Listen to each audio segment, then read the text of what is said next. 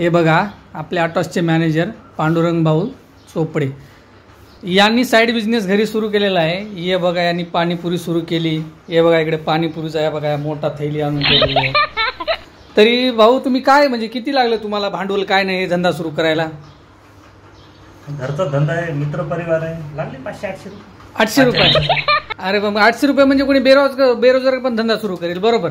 मग आता साईडला बघा ना शनिवारवर काहीतरी काम धंदा आला पाहिजे तेवढाच. मग तुमचं काय इन्कम सोर्स काय आता हे तुम्ही धंदा सुरू केला आहे घरी म्हणजे घरगुती तुमचा स्टॉल आहे बरोबर?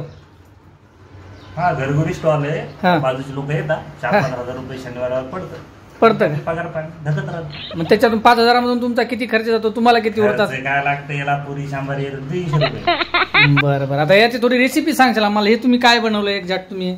हा रगडा वाटाणा बटाटा रगडा.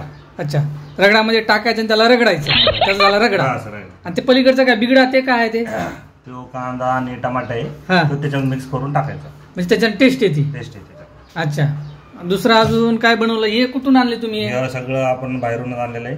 घेऊ दही समोसा पण बाहेरूनच आणले. आणि ते लाल पाणी काय ते त्याची चव काय? ती समोसा सोबतची चटणी. ते काय कशात बनवली ते तुम्ही तशी? ती त्यांनी दिलेली आपल्याला.